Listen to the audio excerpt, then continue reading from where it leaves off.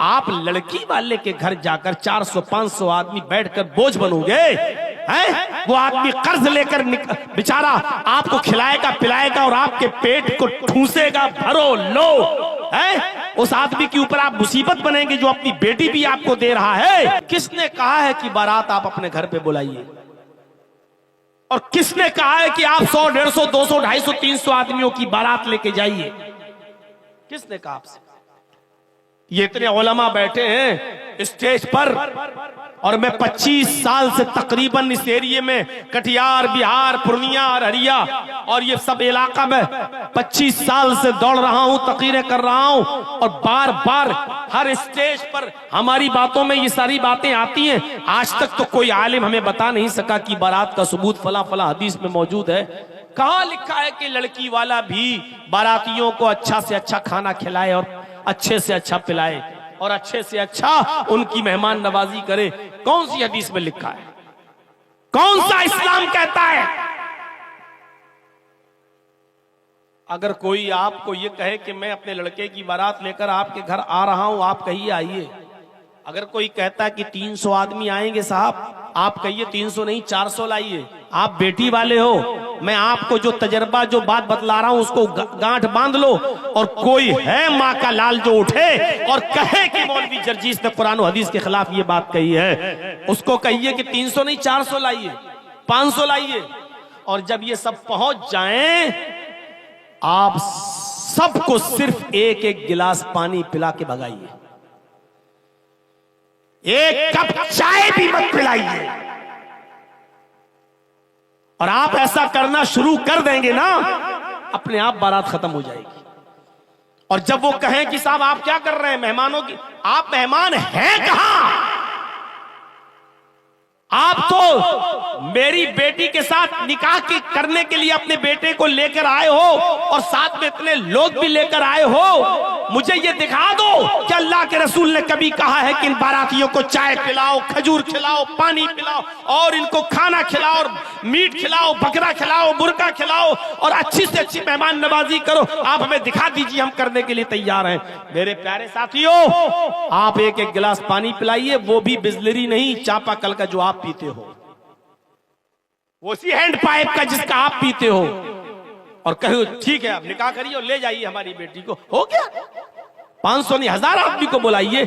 आप लड़की वाले के घर जाकर 400-500 आदमी बैठकर बोझ बनोगे हैं? वो आदमी कर्ज लेकर बेचारा आपको खिलाएगा पिलाएगा और आपके पेट को ठूसेगा, भरो लो है? उस आदमी के ऊपर आप मुसीबत बनेंगे जो अपनी बेटी भी आपको दे रहा है। हम आप गौर करें कि कितने % मुसलमान हैं। हमारा दिल अंदर से गवाही देगा। खोलिए अपने गरीबान के बटन और दिल से पूछिए हम मुसलमान हैं। जब आपका दिल कह दे कि हाँ, तो उससे पूछिए हम कितने % मुसलमान हैं। आपका दिल अंदर से गवाही देगा। बहुत बड़ा काम कर रहे हैं आप माशाअल्लाह। एक मस्जिद की तामीर, एक मस्जिद की तौसी, बढ़ चढ़ के हिस्सा लिया है। लेकिन याद रखिए मस्जिद तो बन जाएगी और आप थोड़ी बनाएंगे। जिसके नाम पर बन रही है, अल्लाह का घर है, वो इंतजाम कर देगा। आपको मस्जिद बनाने की फिक्र होनी चाहिए, लेकिन उससे ज्यादा फिक्र ये होनी चाहिए कि मस्जिद तो आलीशान बन जाएगी, मस्जिद में तो एसी लग जाएगा, लेकिन इस मस्जिद में नमाज पढ़ने वालों की मिकदार कितनी रहेगी, इस बात की फिक्र होनी चाहिए।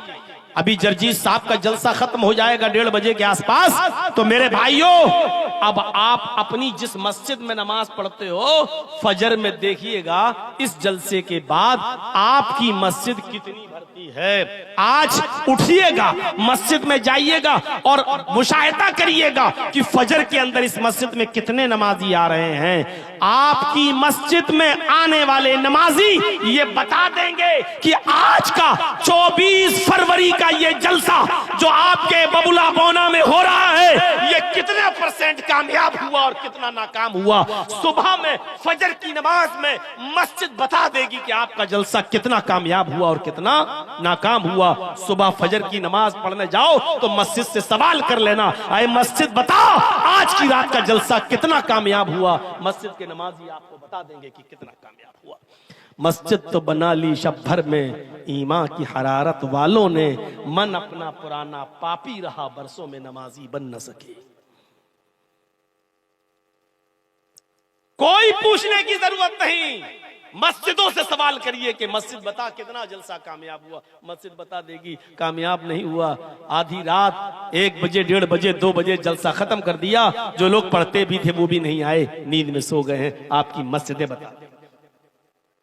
ये जलसा फर्ज नहीं है, नमाज फर्ज है। जलसा आप नहीं भी कराते तो गुनाहगार नहीं होते, लेकिन फजर की नमाज में अगर आप मस्जिद में नहीं जा रहे हैं तो गुनाहगार हो रहे हैं। या अय्युहल्लज़ीना आमनू उदखुलू फिस्सिल्मि काफ़ा, ईमानो वालो तुम इस्लाम के अंदर पूरे के पूरे दाखिल हो जाओ। आइए चंद चीजें बताता हूं, इन चीजों पर गौर करके अपने आप को टटोलिए और देखिए हम कितने % मुसलमान हैं। हजरत मुआज़ इब्न जबल फरमाते हैं कि अल्लाह के रसूल सल्लल्लाहु अलैहि वसल्लम ने मुझे 10 बातों की नसीहत फरमाई, 10 बातों की वसीयत फरमाई। इन 10 बातों पर मैं आज के प्रोग्राम में चल तो नहीं पाऊंगा, तर्जमा कर दूंगा, लेकिन कुछ चीजें मैं उठा रहा हूं, सुनिए मेरे भाइयों। हजरत मुआज़ कहते हैं कि अल्लाह के रसूल सल्लल्लाहु अलैहि वसल्लम ने मुझे 10 बातों की वसीयत की। ये 10 चीजें हम गौर करेंगे और हर आदमी सोचे कि ये इस्लाम का हिस्सा है, ये कितनी चीजों पर हम अमल कर रहे हैं। पहली चीज, आए मास ला तुशरिक बिल्लाहि शैअन इन कुतिलता हुर्रिकता। आए मास, अल्लाह के साथ कभी भी किसी भी हाल में किसी को शरीक मत करना, शिर्क मत करना। ला तुशरिक बिल्लाहि इन कुतिलता हुर्रिकता, अगर तुझे काट दिया जाए, कत्ल कर दिया जाए, औ हुर्रिकता, या तुझे जलाकर राख कर दिया जाए। अब शिर्क समझते हैं किसे कहते हैं? शिर्क में एक चीज मैं समझाऊंगा, उसी से आपको समझ जाएंगे। शिर्क कहते हैं अल्लाह की जातो सिफात और उसके इल्म और उसकी रुबूबियत और उलूहियत में किसी दूसरे को शरीक करना। मसलन आप ये कहें कि सजदा अल्लाह को है, लेकिन किसी और को भी हम सजदा कर सकते हैं। ये इबादत का नहीं, ताजीमी सजदा। आप इस तरीके की अगर बातें करते हैं, हम अल्लाह से दुआ करते हैं कि अल्लाह तू मुझे शिफा दे, आय अल्लाह मेरे बाप का इंतकाल हो गया तो उनको जन्नत दे। ये दुआ हम कहीं और जाकर भी कर सकते हैं कि आप हमारे बाप के लिए दुआ कीजिए अल्लाह ताला से कि अल्लाह ताला मेरे बाप को बख्श दे। या कहीं जाकर हम कहें कि बेटा ने शादी को 20 सालें हो गई हैं, 10 सालें हो गई हैं, बच्चा नहीं हो रहा है, आप हमें अल्लाह से दुआ करके, अल्लाह से सिफारिश करके मुझे बेटा बेटी दिलवा दो। मेरे भाइयों, आप डायरेक्ट मांगिए। शिर्क को समझने के लिए एक और मिसाल मैं देता हूं आपको। एक चीज होती है कुफ्र और एक चीज होती है शिर्क। इंतहाई मजबूरी में, जहां आपकी जान को खतरा है और कोई आपसे कुफ्र करा रहा है, वहां अपनी जान को बचाने के लिए कुफ्र करना जायज हो जाता है, लेकिन शिर्क करना उधर भी जायज नहीं है। मसलन कोई शख्स आपको पकड़ ले, चाकू निकाल ले, पिस्टल निकाल ले, खंजर निकाल ले और 4-5 लोग आपको पकड़ लें और पकड़ कर कहें कि किसको मानता है? आप कहो अल्लाह को, और वो मारे थप्पड़, अल्लाह का इनकार कर, अल्लाह का इनकार कर, अल्लाह का इनकार कर।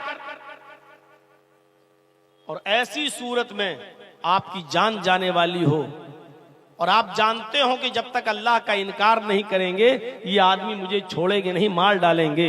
ऐसी सूरत में, ऐसी शक्ल में आप अल्लाह का इनकार कर सकते हैं और अपनी जान बचा सकते हैं, जायज। हाँ ठीक है, हाँ ठीक है, अल्लाह नहीं है, हाँ ठीक है, ठीक है, जान बचाने के लिए। लेकिन वो भी जबान से कह सकते हो, दिल में आपको यही रखना पड़ेगा, नहीं हम बस जान बच जाए, हम तो अल्लाह को मानते ही हैं, अल्लाह पर तो हमारा ईमान है ही। सिर्फ अपनी जबान से उनके सामने ये जुमला कह दो कि ठीक है मैं अल्लाह का इनकार करता हूं, मुझे छोड़ दो। आपकी जान बच गई, घर आइए, फिर से कहिए कि अल्लाह तू मेरे दिल का हाल जानता है, मैंने दिल से तेरा इनकार नहीं किया था। जायज। ये सब मोबाइल छीनो, तो इनके मोबाइल छीन के दूसरे लोगों जो पीछे खड़े उनको भी डिस्टर्ब करते हैं। क्या करोगे? मौलाना जर्जी साहब की फोटो लेके जन्नती हो जाओगे क्या? एक तो खड़े हैं, दूसरा फोटो और कैमरा। चाहे तो इधर भी बैठ सकते हैं ये लोग।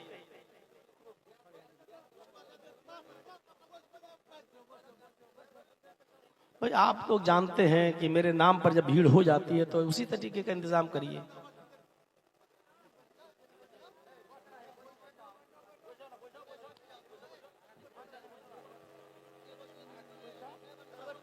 अब आइए इधर तवज्जो दीजिए। नहीं सुनेंगे भी नहीं और सुनने भी नहीं देंगे। तो अल्लाह का इधर देखिए, अल्लाह का इनकार करने से जान बच रही है तो बचा लीजिए। अब आइए दूसरी मिसाल पर, शिर्क क्या होता है?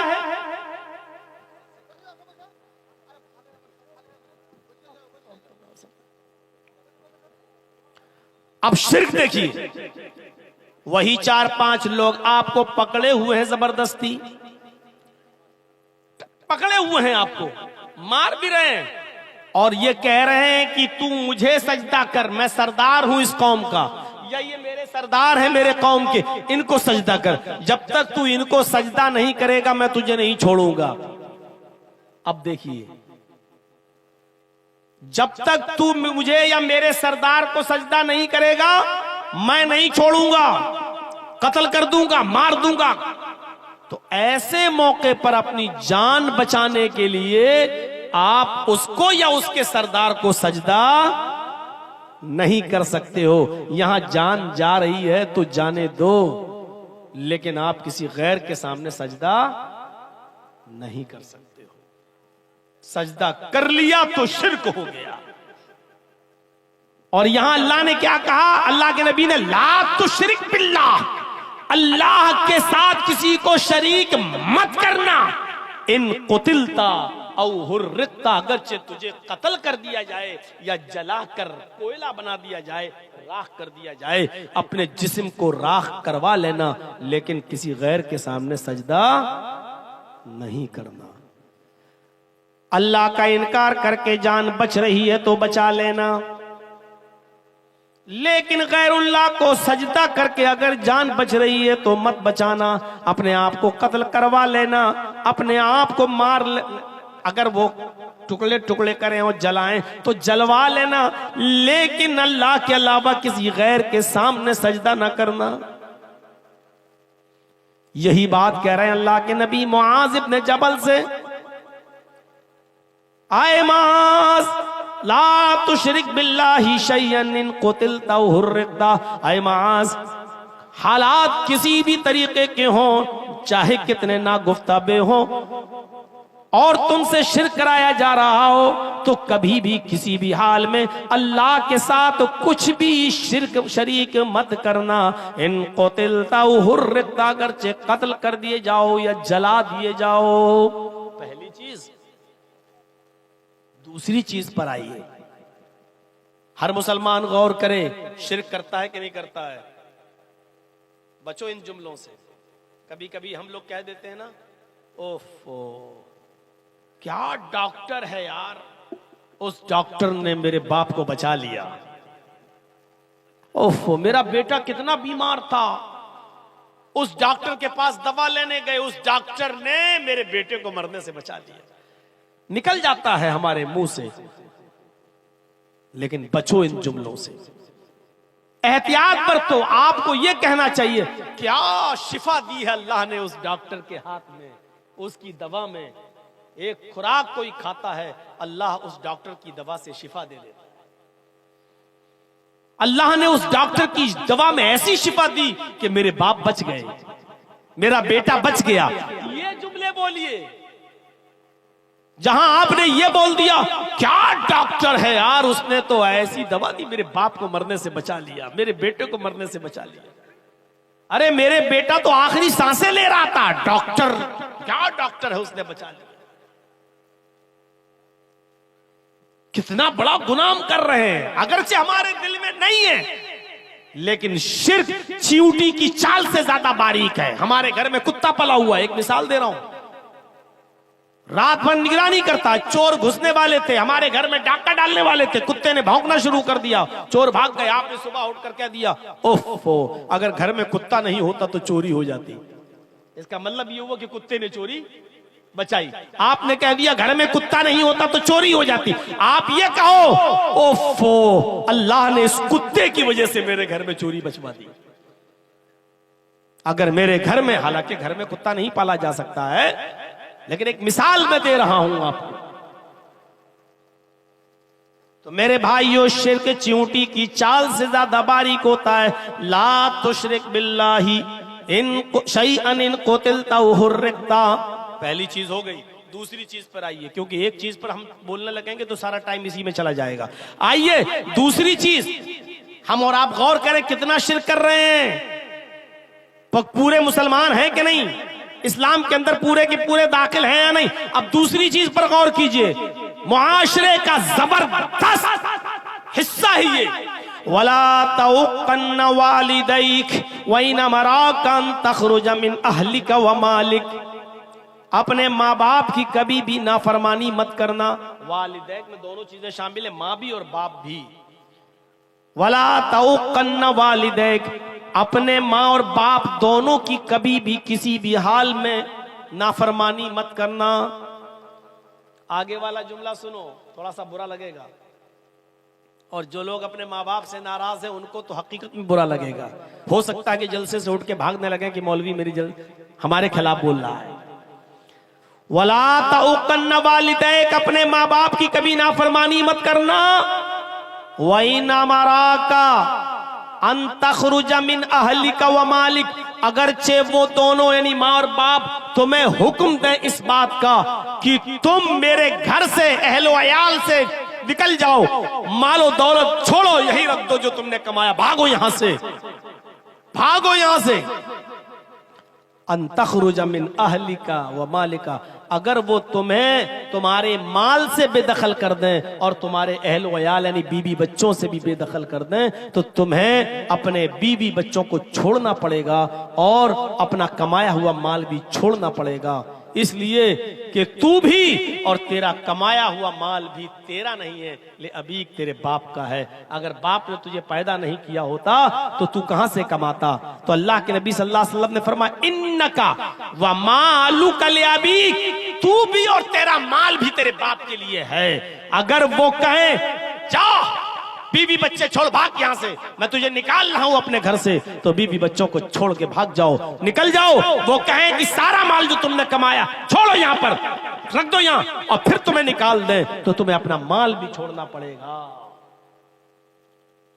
अपना माल क्या छोड़ोगे अपने बाप को? बाप की तो वरासत में तो फल फूल रहे हो, बाप के मरने का इंतजार कर रहे हो कब मरे और ये हिस्सा हमें मिले। मेरे भाइयों, वो अपना माल बाप के लिए क्या छोड़कर भागेगा। यहां मां बाप का मकाम और मर्तबा बताया जा रहा है कि कितना ऊंचा है, कि कभी भी किसी भी हाल में उनकी नाफरमानी नहीं करना है।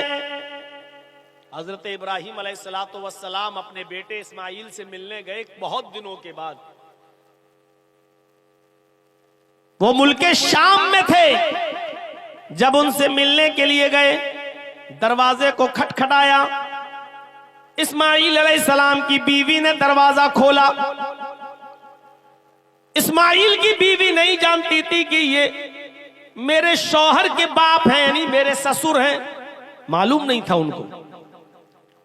और इब्राहिम अलैहिस्सलाम ये जानते थे, जब ये औरत ने दरवाजा खोला तो ये मेरे बेटे की बीवी ही होगी। पूछा, बेटी मुझे इस्माइल से मिलना है। बहू ने जवाब दिया बुजुर्गवार से कि इस्माइल तो घर पे है नहीं, वो तो जंगल की तरफ गए हुए हैं, घर में खाने पीने को कुछ नहीं था, इसलिए शिकार करने के लिए गए। कोई जानवर जो हलाल होगा उसका शिकार करके लाएंगे तब खाना बनेगा, वो घर पे नहीं है। इब्राहिम अलैहिस्सलाम ने बात ही बातों में पूछ लिया, बेटी घर का गुजर बसर तुम्हारा कैसा चलता है, क्या हाल है तुम्हारे घर का। कहने लगी बहुत बुरा, इंतहाई गरीबी में मेरी जिंदगी गुजर रही है। सुबह अगर खाने को मिल जाता है तो शाम को भूखी सोती हूं, और शाम को अगर खाने को मिल जाए तो दूसरे दिन सुबह भूखा उठना पड़ता है, और फिर खाने को कुछ नहीं। बहुत तंगी है, बहुत परेशानियों में हमारी जिंदगी गुजर रही है।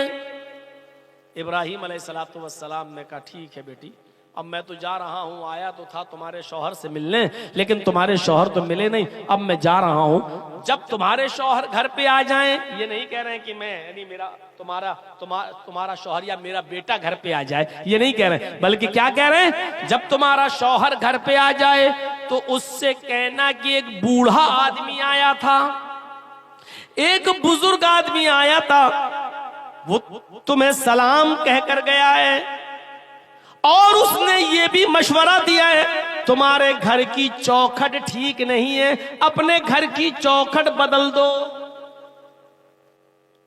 औरत कहती है कि पागल हो गया ये बुढ़ा, सटिया गया, घर की चौखट तो ठीक है, गर्मियों में हवा आती है, सर्दियों में धूप आती है, मैं अपनी चौखट घर की क्यों बदलूं, और ये बुढ़ा होता कौन है मशवरा देने वाला। दिल में सोचती है, कहा ठीक है वो आएंगे तो कह देंगे। इब्राहिम अलैहिस्सलाम वहां से चले गए। शाम को जब इस्माइल अलैहिस्सलाम शिकार का गोश्त लेकर आए, बीवी खाना बनाने लगी, और बीवी ने खाना बनाते बनाते फरमाया, मेरे सरताज आज एक बूढ़ा आदमी आया था। अच्छा, कुछ कह रहा था, उसने आपको सलाम कहा। सलाम का नाम सुना इस्माइल समझ गए, हैं? एकदम सही से बैठ गए। अच्छा, बूढ़ा आदमी आ गया था, मुझे सलाम बोला है कि हाँ वो आपको सलाम बोल कर गए। वालैका वालैहिस्सलाम, वालैकी वालैहिस्सलाम, उन पर भी सलामती हो, तुम पर भी सलामती हो। और कुछ कहा उन्होंने? कहा वो बुढ़ा बड़ा दिमाग का खिसका हुआ लग रहा था, सटियाया हुआ लग रहा था। कहा क्यों? कहा वो कह रहा था कि जब तुम्हारे शौहर घर पे आ जाएं तो उनसे कहना कि तुम्हारे घर की चौखट ठीक नहीं है, उसको बदल दो, चेंज कर दो, घर की चौखट ठीक नहीं है। इस्माइल अलैहिस्सलाम ने कहा मेरी बीवी, उसने तुमसे कुछ पूछा था? कहा उसने पूछा था घर में गुजर बसर कैसी चल रही, जो हकीकत थी मैंने बता दिया, मैंने कह दिया कि अच्छी नहीं चल रही है। सुबह खा लो तो शाम को भूखा सोना पड़ता है, और शाम को खा लो तो सुबह भूखा उठना पड़ता है, फिर कुछ मिलता ही नहीं।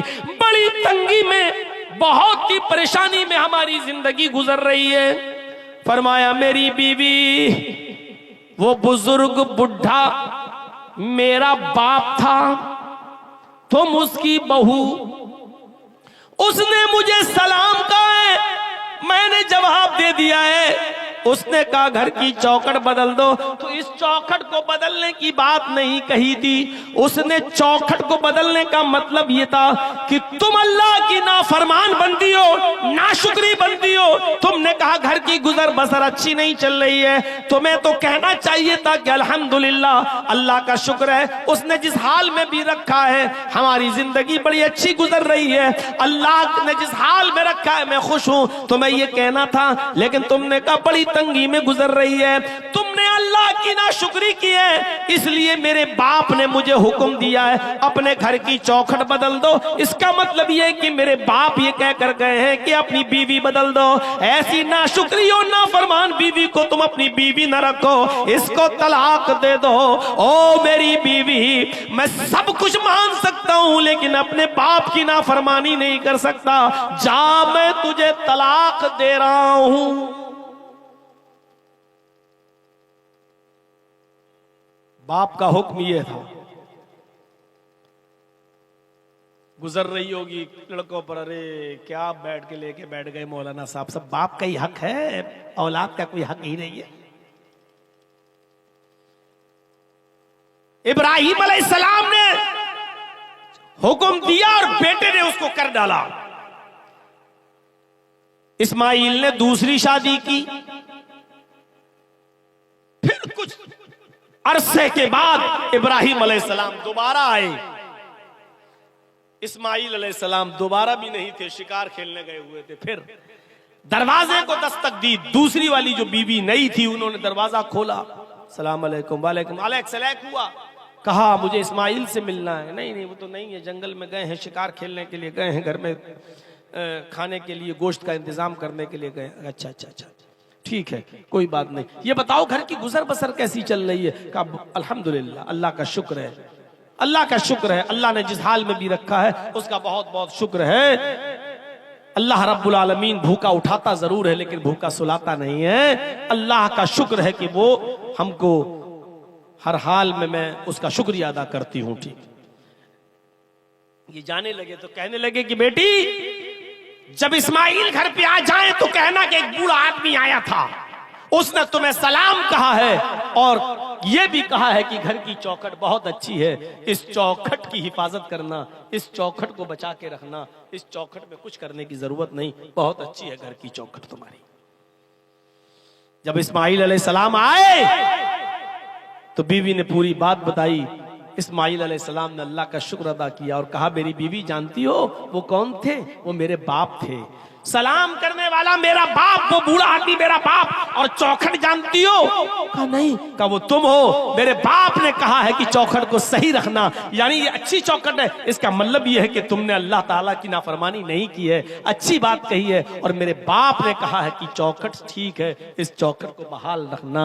मैं अपने बाप का हुक्म मानकर तुम्हें अपने पास रखूंगा, मैं तुम्हें छोड़ूंगा नहीं। मेरे भाइयों, इस वाक़े से अंदाजा लगाइए कि माँ बाप की कितनी फरमाबरदारी हुआ करती थी। अल्लाह ताला ने वालिदैन के ताल्लुक से फरमाया वक़ज़ा रब्बुका अल्ला ताबुदू इल्ला इय्याह व बिल वालिदैनि इहसाना। तुम हर हाल में अल्लाह ही की इबादत करना, अल्लाह के अलावा किसी और की इबादत ना करना। व बिल वालिदैनि एहसाना, और अपने वालिदैन के साथ एहसान करना, अपने बाप के साथ अच्छा सुलूक करना, अपने वालिदैन के साथ अच्छा बर्ताव करना। एहसान कहा है, एहसान जानते हो किसको कहते हैं? व बिल वालिदैनि एहसाना, अपने माँ बाप के साथ एहसान करो, अच्छा सुलूक। एहसान के अंदर हर नेकी शामिल है, हर नेकी शामिल है। सिर्फ यही नहीं कि अपने बाप की बात मान ली बस हो गया। अगर बाप बीमार है तो उसका इलाज कराना ये एहसान है। बाप उठ नहीं पा रहा है, उसको उठाना और गोद में लेकर उसको उसके बिस्तर पे बिठाना ये एहसान है। बाप बिस्तर पे लेटा हुआ है, कह रहा बेटे मुझे दरवाजे के बाहर कुर्सी लगाकर बिठा दो, थोड़ी देर में बाहर की हवा खाना चाहता हूं, और वो उठ नहीं पाता है। तो बाप के लिए वो कुर्सी दरवाजे के बाहर रखना और अपने बाप को अपनी कमर पे लाद के ले जाकर उस कुर्सी पर बिठा देना, ये नेकी में, एहसान में शामिल है। जरा गौर करो कि एक सहाबी अपनी माँ को जो अंधी थी और हाथों से कोड़ी थी और पैरों से लंगड़ी थी, दांत नहीं थे मुंह में, उसने कहा मैं उम्रा करना चाहती हूं, तवाफ करना चाहती हूं खाने काबा का। उसका बेटा उसको खाने काबा की तरफ ले गया। अब लंगड़ी थी तो बेचारी चल नहीं सकती थी, अंधी थी, देख नहीं सकती थी, इसलिए बेटे ने उसको अपने कांधों पर लाद लिया, अपने कांधों पर सवार कर लिया, अपनी गोद में उसको उठा लिया और पीठ पर सवार कर लिया। और उसके बाद बेटा अपनी माँ को तवाफ कराने लगा। पांचवा या छठा चक्कर था कि उनकी मुठभेड़ हजरत उमर फारूक रज़ियल्लाहु ताला अन्हु से हो गई। हजरत उमर फारूक से अस्सलाम वालेकुम, वालेकुम अस्सलाम। ये सहाबी हजरत उमर से कहने लगे अमीरुल मोमिनीन ये मेरी माँ है। हजरत उमर ने कहा कि तुम्हें बहुत अच्छी माँ मिली है। कहा अमीरुल मोमिनीन मैं इसका बेटा हूं, अपनी माँ को खाने काबा का तवाफ करा रहा हूं, मेरी माँ भी है, मेरी माँ नाबीना है और मेरी माँ को पैरों से लंगड़ी है इसलिए चल नहीं पाती, मैंने अपनी पीठ पर लाद कर इसको तवाफ कराना शुरू कर दिया। हजरत उमर ने कहा अल्लाह तुम्हें इसका बेहतर जज़ाए खैर दे, बेहतरीन बदला दे। उस शख्स ने कहा अमीरुल मोमिनीन मैं अपनी माँ को अपने हाथ से खिलाता हूँ, अपने हाथ से खाना बनाकर तैयार करता हूँ, अपने माँ के कपड़े में अपने हाथ से धुलता हूँ, अपने माँ की गंदगी को लैट्रिन और पेशाब पायखाने को भी मैं साफ करता हूँ। मेरी माँ ने तवाफ करने की ख्वाहिश की तो मैं उसको लाया और मैं अपनी पीठ पर लाद कर अपनी माँ को तवाफ करा रहा हूँ। क्या मैंने अपनी माँ का हक अदा कर दिया जो कुरान और हदीस में माँ का हक बताया गया है? क्या मैंने अपनी माँ का हक अदा कर दिया? हजरत उमर फारूक ने हंसते हुए फरमाया, तुम हक की बात कहते हो कि तुमने अपनी माँ का हक अदा कर दिया? अरे सुनो, जब तुम्हारी माँ तुम्हें पैदा कर रही थी, जब तुम्हें जन रही थी, जब तुम उसके पेट से बाहर आ रहे थे, जब तुम्हारी माँ तुम्हें पैदा कर रही थी और दर्द की वजह से जब वो कराह रही थी, दर्द की वजह से जब वो रो रही थी और उसकी आवाज आह करके निकल रही थी, जब तुम अपने माँ के बदन से बाहर आ रहे थे और वो दर्द से कराह रही थी, चीख रही थी, वो चिल्ला रही थी, उसके मुंह से जो आह निकली थी, पहली आह, पहली चीख जो उसके मुंह से निकली, अभी तो तूने उस पहली आह का भी हक अदा नहीं किया। तू अपनी माँ की पूरी जिंदगी का हक अदा क्या करेगा? तूने तो अभी अपनी माँ की पहली आह का भी हक अदा नहीं किया। पेशाब पायखाना साफ करने वाला लड़का, अपने हाथ से खाना बनाकर माँ को खिलाने वाला लड़का, अपनी पीठ पर लाद कर खाने काबा का तवाफ कराने वाला बेटा, और इस हाल में हजरत उमर कह रहे हैं कि जब वो तुझे पैदा कर रही थी और दर्द की वजह से चीख रही थी, अभी तो तूने उसकी पहली आह का भी हक अदा नहीं किया। नौजवानों जरा सोचो, माँ और बाप का दर्जा कितना बड़ा है, उसका मकाम कितना बड़ा है। हम इस्लाम में पूरे के पूरे दाखिल हैं। क्या हम अपने माँ बाप की ऐसी खिदमत करते हैं? क्या हम माँ बाप की ऐसी सेवा, ऐसी खिदमत कर रहे हैं? ऐसी ऐसी औलाद, तारीख के औराक पढ़िए तो ऐसी ऐसी औलाद गुजरेगी कि बाप भी जेल में और बेटा भी जेल में। बाप की उम्र 90 साल और बेटे की उम्र 50 साल। बाप भी जेल में और बेटा भी जेल में, लेकिन दोनों पक्के नमाजी। बेटे ने देखा कि मेरा बाप जेल के अंदर है और 90 साल की उम्र है और नमाज एक भी वक्त की नहीं छोड़ता है और मैं भी नहीं छोड़ता हूं, और जेल में ठंडा पानी मिलता है, सर्दियों की सख्त रात है, सर्दियों की इस ठंडी रात में ठंडे पानी से वुजू बनाते वक्त मेरे बाप को बार बार एलर्जी हो जाती है, नज़ला होता है, जुकाम होने लगता है, उसको फीवर आ जाता है। तो क्या करना चाहिए? उसका 50 साल का बेटा रात में ईशा की नमाज के बाद अपने बाप को बिस्तर पर सुला देता था कि तुम सो जाओ, फजर में उठना है। बाप उसी जेल के अंदर सोने लगता और बेटा तांबे के लोटे में पानी भरता, बेटा तांबे के लोटे में पानी भरता और उस पानी को, उस लोटे को अपने पेट से लगा लेता और सुबह फजर की अजान तक, फजर की नमाज तक उस लोटे को अपने पेट से लगाए रखता कि पेट की गर्मी से पानी में कुछ गर्मी आ जाए, इस पेट की गर्मी से पानी में कुछ हरारत आ जाए। और जैसे ही फजर का वक्त होता, बेटा फौरन अपने बाप को वो पानी देता जो कदरे गर्म हो जाता, थोड़ा बहुत उसकी ठंडक मिट जाती और थोड़ी गर्मी आ जाती। कहता बेट बाबू जल्दी से वुजू बनाइए, पानी ठंडा हो जाएगा। और उसका बाप जल्दी से वुजू बनाता।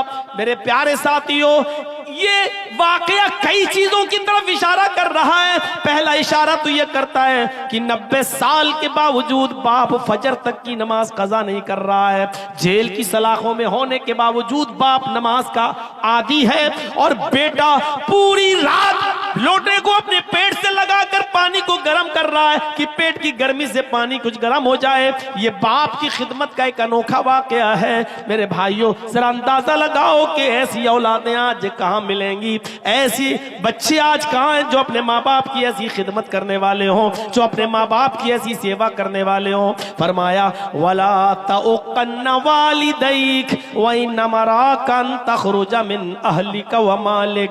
अपने माँ बाप की कभी भी नाफरमानी मत करना, अगरचे वो दोनों तुम्हें तुम्हारे बीवी बच्चों से दूर होने का हुक्म दे दें और मालो दौलत को छोड़ देने का ऑर्डर दे दें, इसके बावजूद तुम अपने माँ और बाप का दिल मत दुखाना और उनकी खिदमत करते रहना, उनकी नाफरमानी कभी मत करना।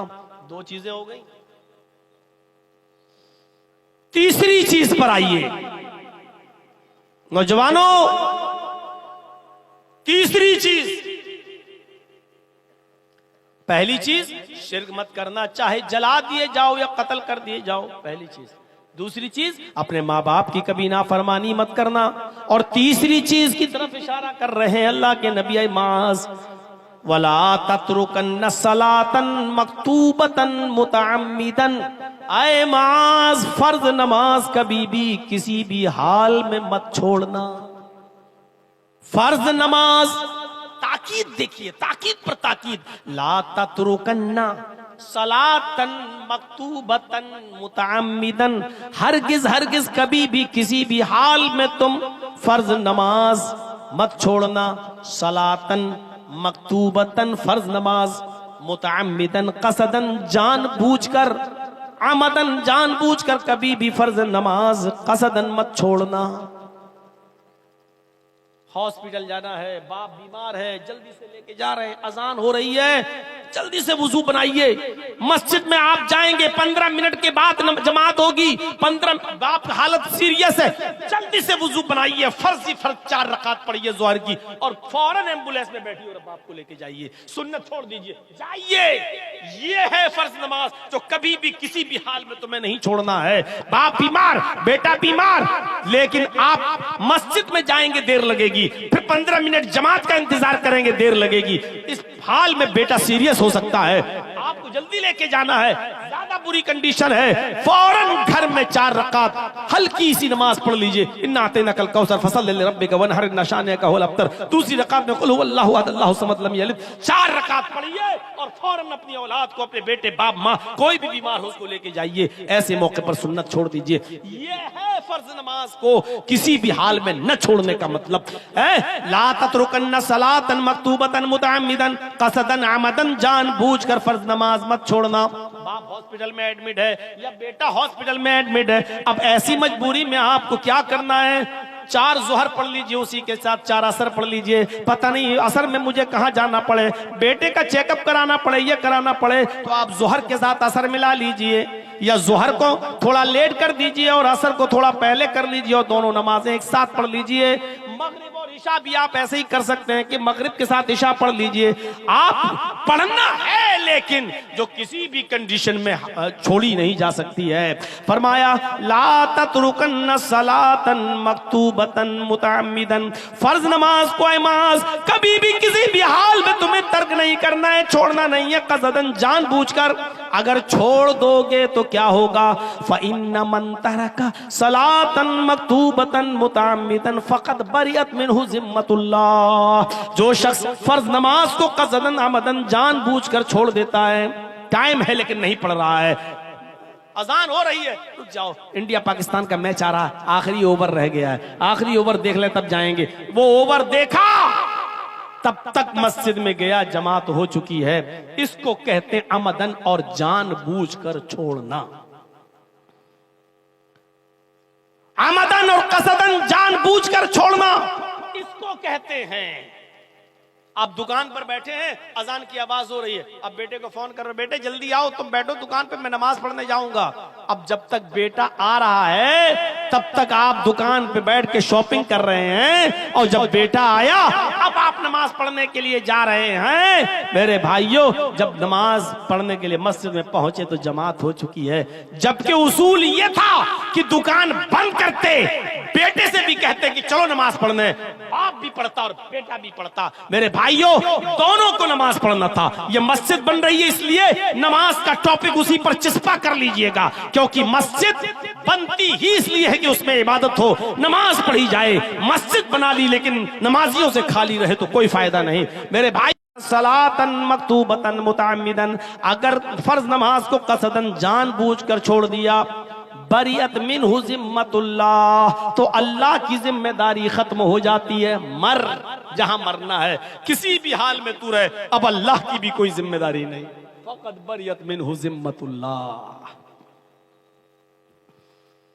अल्लाह की भी जिम्मेदारी खत्म हो जाती है। एक जगह अल्लाह ताला ने कुरान में फरमाया, वमन अअरज़ अन ज़िक्री फ़इन्न लहू मईशतन ज़नका, मेरे जिक्र से एराज करोगे तो फ़इन्न लहू मईशतन ज़नका, हम तुम्हारी रोजी को तंग कर देंगे, तुम्हारी रोजी को बंद नहीं कहा, तंग कर देंगे। आज बताइए ये मसला है हमारे आपके सामने के नहीं? मौलाना साहब बहुत पैसा कमाता हूं लेकिन रुकता नहीं है, बरकत नहीं होती है। मैं घर पे आता हूं 1000-2000 रुपए रोज कमाता हूं लेकिन उससे ज्यादा खर्चे हो जाते हैं, कभी कोई बीमार कभी कोई। मेरे भाइयों कितने लोग ऐसे हैं हमें मिल चुके हैं जो कहते हैं कि मौलाना एक महीने में हम 50-50 लाख रुपए कमाते हैं लेकिन बरकत नहीं है। गौर करें, वो ऐसा तो नहीं कि वो नमाजें तर्क करते हैं, क्योंकि जिक्र से मुराद यहां नमाज है। और अल्लाह ने कहा मन आरज़ा अन जिक्री, जिसने मेरे जिक्र से एराज किया, फ़इन्न लहू मईशतन ज़नका, हम उसकी रोजी को तंग कर देंगे, हम उसकी रोजी को टाइट कर देंगे। वो कमाएगा लेकिन बचेगा नहीं, वो कमाएगा लेकिन उससे ज्यादा उसके अपने घर के बच्चे और बीवी की बीमारी में खर्च कर देगा। वो कमाएगा 2000, खर्चा होगा उसके घर का 5000, हम उसके खर्चे को बढ़ा देंगे, हम उसकी रोजी को तंग कर देंगे। ये अल्लाह ने कहा है। नमाज छोड़ने वालों, तुम्हें किसी मौलवी से ताबीज, गंडा और घर की बरकतों के लिए कोई दुआ पूछने की जरूरत नहीं है। तुम्हारे लिए सबसे बड़ी दुआ और सबसे बड़ा ताबीज यह है कि तुम नमाज पढ़ना शुरू कर दो। नमाज पढ़ना शुरू कर दोगे, घर में खैर बरकत के दरवाजे खुल जाएंगे। नमाज नहीं पढ़ोगे, अल्लाह ने यह नहीं कहा रोजी बंद कर देंगे। फ़इन्न लहू मई, क्या कहा? फ़इन्न लहू मईशतन ज़नका, जो मेरे जिक्र से एराज करेगा। और सुनो, एराज करना किसको कहते हैं? एक मिसाल ये भी समझा दूं आपको ताकि दिमाग में बैठ जाए। नमाज छोड़ने की बात नहीं कही जा रही है, नमाज छोड़ने वाला मुसलमान है या नहीं ये एक अलग टॉपिक है। अभी मैं अगर उस पर बोल दूं तो बड़ा हंगामा भी हो सकता है, इसलिए मैं फितने को हवा नहीं देना चाहता हूं। मेरे भाइयों सिर्फ इतना, नमाज छोड़ने वाला या सिर्फ जुमे नमाज पढ़ के पूरे हफ्ते नमाज छोड़ने वाला, उसको मुसलमान कहा जा सकता है या नहीं कहा जा सकता, वो एक अलग मसला है। उसके तरफ हम अभी जाना ही नहीं चाह रहे हैं, हम एक नया फितना खड़ा नहीं करना चाह रहे हैं आपके दरमियान। लेकिन इतना बता दूं आपको, यहां नमाज छोड़ने वाले को नहीं कहा जा रहा है। मन आरज़ा अन जिक्री कहा जा रहा जो नमाज से एराज करेगा, यानी पढ़ेगा तो लेकिन टाइम बे टाइम। एराज करना किसको कहते हैं? बच्चा रो रहा है, बच्चा रो रहा है और भूखा है और माँ टीवी देख के सीरियल देख रही है। अब टीवी तो कहां बहुत ज्यादा, अब तो वो है मोबाइल में ड्रामा देख रही है, सीरियल देख रही है माँ उसकी। बच्चा रो रहा है, माँ जानती है कि बच्चा भूखा है, माँ जानती है कि बच्चा दूध मांग रहा है, रो रहा है, लेकिन माँ कह रही रुक जाओ अभी इसको दूध पाते पिलाती हूँ, पहले ये ड्रामा देख लूं, आखिरी शॉट रह गया है एपिसोड का, ये देख लूं मैं, और 10 मिनट उसी में लगा देती है। तो क्या कहा जाता है? माँ अपने बच्चे से एराज कर रही है। अब जब 10 मिनट पूरा हो गया, ड्रामा खत्म हो गया, नाटक खत्म हो गया, अब माँ गई बच्चे को उठाया और उसने अपने पिस्तान से लगाया, दूध पिलाया। माँ ने दूध तो पिलाया है लेकिन फिर भी बच्चे से रूगर्दानी की है। उसको जब बच्चे को दूध पिलाना था तब नहीं पिलाया, उसने नाटक जब तक पूरा नहीं देख लिया तब तक उसने बच्चे को दूध नहीं पिलाया। तो क्या कहा जाएगा? माँ ने एराज किया बच्चे से, माँ ने रूगर्दानी की बच्चे से, माँ ने बच्चे से मुंह फेरा, यानी नाटक में इतनी मुनहमिक हो गई कि बच्चे को भूल गई, हालांकि दूध पिलाया। ऐसे ही हम दुकान में बैठ गए, हम मैच देखने लगे, हम कहीं फंसे हैं और अजान हो रही है, नमाज अजान किया हय्या अलस सला, लेकिन हम ये काम पूरा कर लेंगे तब जाएंगे मस्जिद में, हम ये मैच पूरा हो जाएगा तब जाएंगे मस्जिद में, हमारा ये आखिरी चीज रह गई है, ये अगर हम छोड़ देंगे तो इनकम्प्लीट रहेगी, हम ये काम कर लें, ये 5 मरीज रह गए, जब तक इनको नहीं देख लेंगे तब तक, ये 5 ही तो रह गए, अभी हम इनको सबको दवा दे देते हैं। अब हम उनको देखने लगे और दुकान बंद नहीं की, देखने लगे और उसके बाद जब 5 मरीजों को दवा दे दी, या हमने पूरा मैच देख लिया या पूरा हमने ड्रामा देख लिया, उसके बाद या हमने पूरे दुकानों का कस्टमर को निपटा दिया, उसके बाद हम जा रहे हैं नमाज पढ़ने, और नमाज पढ़ी लेकिन जमात हो गई। नमाज तो पढ़ी है आपने, लेकिन जमात निकल गई। जिस वक्त हय्या अला सलाह कहा जा रहा था उस वक्त आप नहीं गए।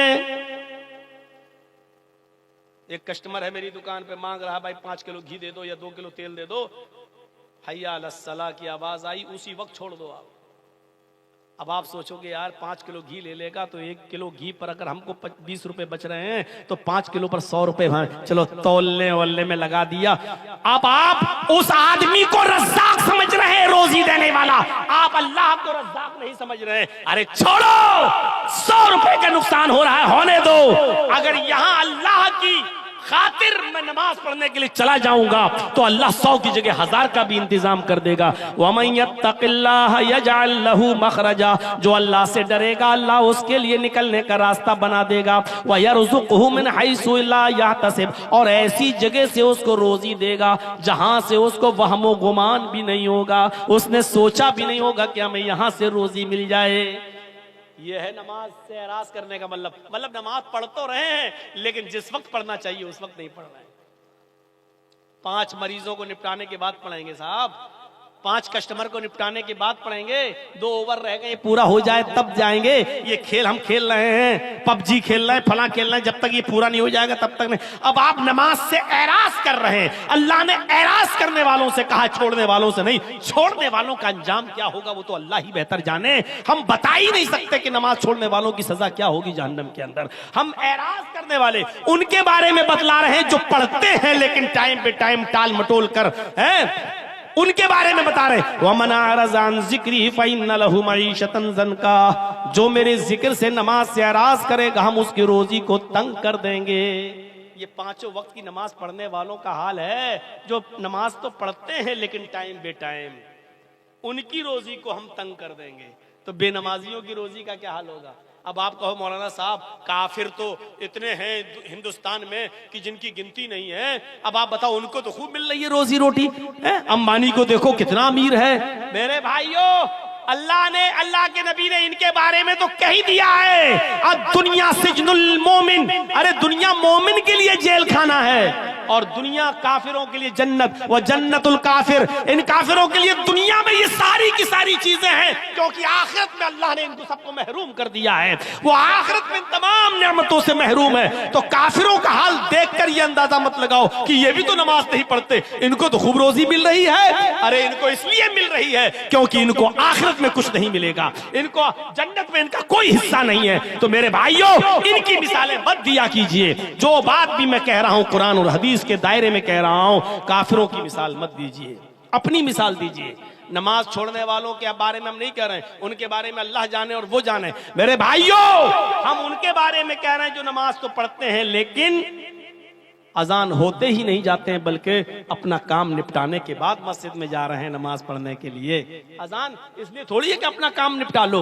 अजान का मतलब हय्या अलस सलाह, आओ नमाज की तरफ, हय्या अलस सलाह, आओ अल्लाह की इबादत की तरफ, हय्या अलल फलाह, आओ कामयाबी की तरफ, आओ कामयाबी की तरफ, आओ फलाह बहबूदगी की तरफ। अगर तुम्हें अल्लाह की इबादत करना है तो कामयाबी मिलेगी।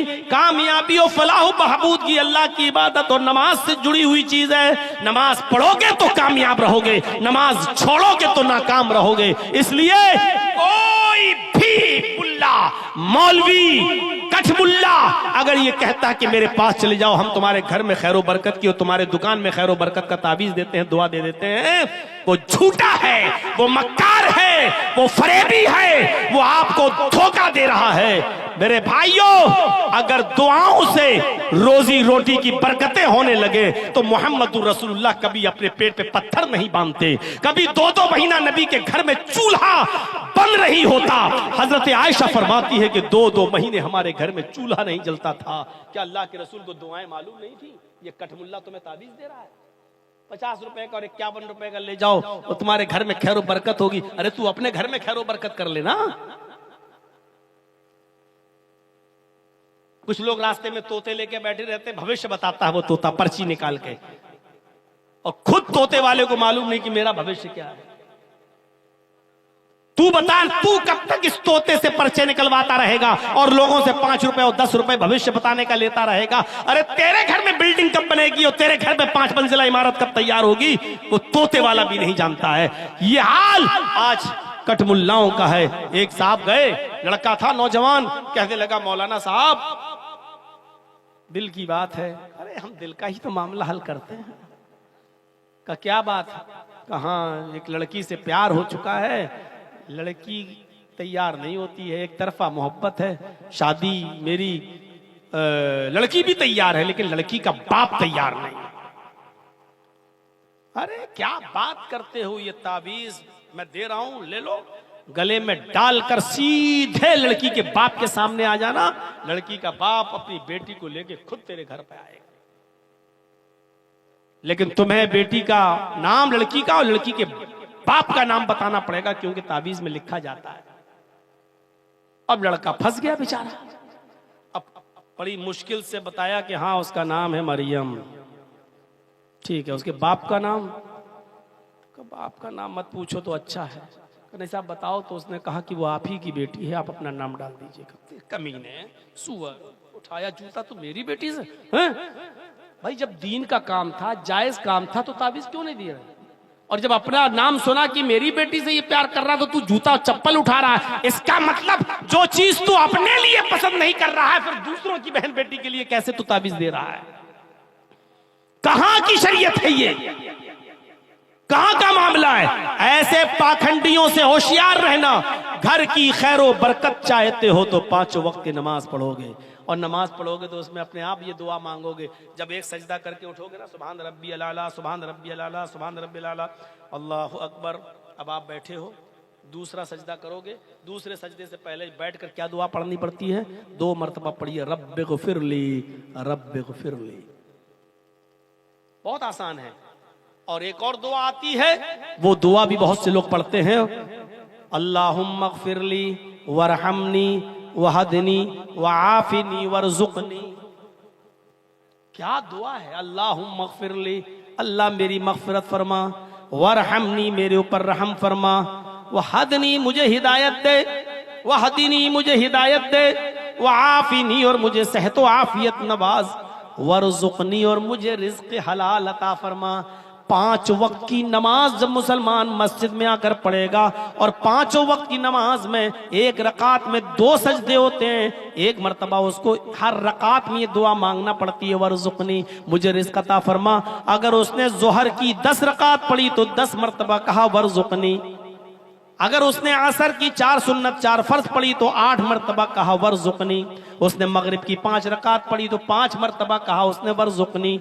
ईशा की कम से कम उसने 7 रकातें पढ़ी, 4 फर्ज 2 सुन्नत 1 वितर, तो 7 मरतबा उसने कहा वरज़ुक़नी। मेरे भाइयों गौर करो कि एक दिन में कितनी मरतबा वो अल्लाह से कह रहा है कि अल्लाह मुझे रिज़्क़ अता फरमा, अल्लाह मुझे बरकत वाला रिज़्क़ दे, अल्लाह मेरी रोजी रोटी में इजाफा दे, यानी अल्लाह मेरे कारोबार में बरकत अता फरमा। नमाज पढ़ोगे तो मिलेगी ये बरकत। तो ये तीसरी चीज थी, वला ततरुकन्ना सलातन मक्तूबतन मुतअम्मिदन फइन्न मन तरका सलातन मक्तूबतन मुतअम्मिदन फक़द बरियत मिन्हु ज़िम्मतुल्लाह। जो शख्स फर्ज नमाज को क़सदन जानबूझकर छोड़ देता है, फक़द बरियत मिन्हु ज़िम्मतुल्लाह, तो अल्लाह की कोई जिम्मेदारी उसके ऊपर नहीं रहती है। नहीं मर रहा मरे, कटता है कटे। तो ये 3 चीजें मेरी आपके सामने। अब हर मुसलमान गौर करे कि वो शिर्क से कितना बचता है, माँ बाप का कितना बड़ा फरमा बरदार है, और नमाजों का कितना बड़ा पाबंद है। क्या इस्लाम के अंदर वो पूरे के पूरे दाखिल है या नहीं है? आइए जरा लगे हाथ चौथी चीज की तरफ भी इशारा कर देता हूं, और चौथी चीज भी बड़ी हसास चीज है, हमारे मुआशरे में नासूर की तरह फैली हुई है। अल्लाह के नबी सल्लल्लाहु अलैहि वसल्लम फरमाते हैं, ऐ माज चौथी चीज पर गौर करो, वला तशरबन्न खमरन फइन्नहु रासु कुल्ल फाहिशतिन। ऐ माज कभी भी किसी भी हाल में शराब मत पीना, इसलिए कि वो हर बुराई की जड़ है। हमारा नौजवान तबका गौर करे कि वो कितनी शराब पी रहा कि नहीं पी रहा है। और मेरे भाइयों माफ करना, बहुत ही मौजरत के साथ, हम शराब सिर्फ पीने वाली चीज ही को नहीं समझते हैं। शराब सिर्फ पीने वाली चीज ही नहीं होती है, हम हर नशे वाली चीज को उसमें शामिल समझते हैं। इसमें बीड़ी हो, सिगरेट हो, पान हो, गुटखा हो, तंबाकू हो, खैनी हो, हर इस चीज को मैं इसी चीज में शामिल मानता हूं। इसलिए अल्लाह के नबी सल्लल्लाहु अलैहि वसल्लम ने इन तमाम चीजों के इस्तेमाल को हराम करार दिया है। अकरू मकरू ये दूसरे लोगों में होगा, हमारे यहाँ मकरू कोई चीज ही नहीं है। मेरे भाई, जो इस्लाम में दो ही चीजें हैं, या तो हलाल है या हराम। अगर कोई चीज मकरू है तो इसका मतलब ये है कि दिल चाहे तो छोड़ दो, दिल चाहे तो पी लो। तो मेरे भाइयों, इसका मतलब तो ये हुआ कि वो हलाल के जुमरे में, हलाल के जुमरे में। तो इसलिए ये कहना गलत है कि ये मकरू है, मकरू नहीं है। शराब को हाथ मत लगाना, फ़इन्नहु रासु कुल्लि फ़ाहिशतिन, ये हर बुराई की जड़ है। शराब सिर्फ बुराई नहीं है, बल्कि एक शराब के पीने के बाद दूसरे गुनाह करने का भी, यानी शराब पीना खुद एक गुनाह, लेकिन शराब पीने के बाद और भी गुनाह होने लगते हैं। शराब पी के टुन घर में घुसे, माँ करी मना किया था, फिर पी के आया, और तेरी माँ का, तेरी में अपनी माँ को ही माँ बहन की गाली, अपनी बहन को भी गाली, बाप को गाली, भाई को गाली, और ऐसी गंदी गंदी गाली जो तू नशे में देता है, जिसको कोई मर्द भी सुनना गवारा नहीं करता, तेरे घर की औरतों को सुनना पड़ता है। हजरत उस्मान गनी रज़ियल्लाहु ताला अन्हु से रिवायत है कि एक पुराने जमाने का वाक़या अल्लाह के नबी सल्लल्लाहु अलैहि वसल्लम ने बयान किया कि एक बड़ा नेक आदमी था, बहुत इबादत गुजार आदमी था। सुनन नसई की रिवायत है। बहुत नेक और परहेजगार आदमी था और हर तरीके के गुनाह से बचा हुआ था, लेकिन कपड़े का बिजनेस करता था। अपने सर पर कपड़ा लाद कर मोहल्ले मोहल्ले गांव गांव जाकर कपड़ा बेचता था। उस जमाने में एक औरत थी जो बेवा हो चुकी थी, लेकिन बड़ी अय्याश थी, बेवा हो चुकी थी, और वो नौजवानों को अपनी तरफ माइल करती थी। जो खूबसूरत लड़का देखती थी उसको अपनी तरफ माइल करना चाहती थी। उसकी ये खादिमा थी, एक नौकरानी थी। उसने अपनी नौकरानी को हुक्म दिया कि देखो कोई खूबसूरत लड़का अगर तुम्हें नजर आए तो उसको मेरे पास लेकर आना। उसकी नौकरानी ने एक दिन उसको बताया कि एक शख्स है जो कपड़े का बिजनेस करता है, अपने सर पर कपड़ा लाद कर बाजारों में और दुकानों में और इधर से उधर मोहल्ले में बेचता है। बड़ा खूबसूरत आदमी है, बड़ा खूबसूरत नौजवान है, कहो तो मैं उसको लेकर आऊं। कहा कि ठीक है, उसको लेकर आओ। जैसे ही उस नौकरानी ने उस नौजवान को देखा तो कहने लगी कि मेरी मालिकन है, वो तुम्हें बुलाना चाहती हैं और तुमसे कोई मसला पूछना चाहती हैं। चलो कुरान और हदीस का नहीं, तुम उसको उसके यानी उस मजहब के मुताबिक उसका मसला बता दो। इसने सोचा कि कोई दीन का मामला है, जिस मजहब पर ये लोग अमल करते थे, लिहाजा चलो हम चलते हैं, तुम्हारी मालिकन को कोई मसला है तो बता देते हैं। ये नौकरानी उसको लेकर गई, ये खातिमा उसको लेकर गई। अंदर घुसती है तो दरवाजा बंद हो जाता है। कहती है आइए दूसरे दरवाजे में। उसने दूसरा दरवाजा खोला। जब ये हजरत दूसरे दरवाजे में दाखिल हुए तो दाखिल होने के बाद दूसरा दरवाजा बंद हो जाता है। कई दरवाजों के अंदर लेकर गई, वहां उसकी मालिकन बैठी हुई थी, बेवा औरत बैठी हुई थी जो बड़ी खूबसूरत थी और हसीन और जमील थी। उसने अपनी बांदी को, नौकरानी को हुक्म दिया कि तुम अब जा सकती हो, और उसने कहा कपड़ा दिखाओ। वो बेवा औरत इनसे कहने लगी मुझे कोई मसला नहीं पूछना है, मुझे सिर्फ आपसे कपड़ा देखना है। वो अपना कपड़ा दिखाने लगे, ये देखो, ये देखो, ये इतने मीटर, ये इतने गज, ये इतने गज, सब कपड़ा दिखाने लगे। लेकिन वो कहने लगी कि मुझे कपड़ा भी नहीं देखना है। ओ दुनू मिन्नी, तुम मेरे करीब आ जाओ, मैं तुमसे मिलना चाहती हूँ, मुझे तुमसे आज तलज्जुज़ है, यानी लज्जत हासिल करना है। आओ मेरे साथ, आओ जिना करो मेरे साथ, हम बिस्तरी करो। इन्होंने कहा माज़अल्लाह, अल्लाह की पनाह, ये चीज हराम है। उस औरत ने उनको चारों तरफ से घेर लिया। कहा कि तुम नहीं जानते, दामन में फंस चुके हो, निकलोगे तो तुम्हारी नेकी पर और तुम्हारी अमानतदारी पर धब्बा लगेगा। ऐसा शोर करूंगी कि मेरे शोर से पूरा मोहल्ला जाग जाएगा। अब तुम्हारे सामने 3 रास्ते हैं, इनमें से तुम्हें एक पर अमल करना है, या फिर समझ लो कि तुम पूरे इलाके में रुस्वा हो जाओगे और लोग कहेंगे देखो इबादत करता है और काम इतना बुरा है। इतने कमरे के अंदर घुसकर एक औरत के साथ जिना करने, हम तो फौरन तुम्हारे ऊपर इल्जाम लगा देंगे। ये चारों तरफ से बेचारा नेक आदमी फंस चुका है, बुरी तरीके से कहता है कि अच्छा मेरे सामने ऑप्शन क्या है। उसने एक और कमरे के अंदर ले गई। सुनिए मेरे भाइयों, हदीस का वाकया है। वो एक और कमरे में ले गई, वहां क्या देखते हैं ये हजरत कि एक खूबसूरत नौजवान, एक खूबसूरत छोटा सा बच्चा बैठा हुआ है जिसकी उम्र 6-7 साल की है। बहुत ही गोरा चट्टा लड़का बैठा हुआ है। और उसी के पास शराब रखी हुई है और शराब के पास एक छुरी रखी हुई है और वहीं जाकर ये औरत भी बैठ जाती है। अब ये कहती है उस नेक आदमी से, उस नेक शरीफ इंसान से कि ये छुरी उठाओ। इस नेक शरीफ इंसान ने कहा कि क्या करना चाहती हो तुम? उसने कहा कि तुम मेरे साथ या तो जिना करो और जिना नहीं करते हो तो इस लड़के को कत्ल करो इस छुरी से, उठाओ और इस छुरी से इस बच्चे को कत्ल करो। ये दूसरा ऑप्शन है। और ये भी नहीं कर सकते हो तो ये शराब रखी हुई है, तुम शराब पी लो, जाओ इतना काम कर लो, हम छोड़ देंगे। तीनों में से कोई काम, या तो इस बच्चे को कत्ल करो, नहीं करोगे मेरे साथ जिना करो, ये भी नहीं करते हो तो शराब पी, कोई एक काम करना पड़ेगा तभी छोड़ूंगा। अब इन्होंने अकल दौड़ाई कि कम गुनाह किस में है, तो कहते हैं कि सबसे बड़ा गुनाह यह है कि किसी नाहक को कत्ल करूं। इस बच्चे ने क्या बिगाड़ा बेचारे को, तो सबसे बड़ा गुनाह यह है कि मैं कत्ल करूं, नहीं कर सकता। उससे छोटा गुनाह यह है कि मैं इसके साथ जिना करूं। कत्ल के बाद सबसे बड़ा गुनाह जिना, तो मैं कत्ल भी नहीं कर सकता और इस औरत के साथ जिना भी नहीं कर सकता। मजबूरी है, अपनी जान बचाना है तो चलो शराब पी लेते हैं, बाद में अल्लाह से तौबा कर लेंगे कि अल्लाह मुझे माफ कर देगा। कम से कम ये कम गुनाह तो है, छोटा गुनाह तो है, कत्ल और जिना से कम तो है। उनकी अकल काम नहीं की और उन्होंने उस शराब को उठाया और पूरी की पूरी बोतल आंख बंद करके पी गए।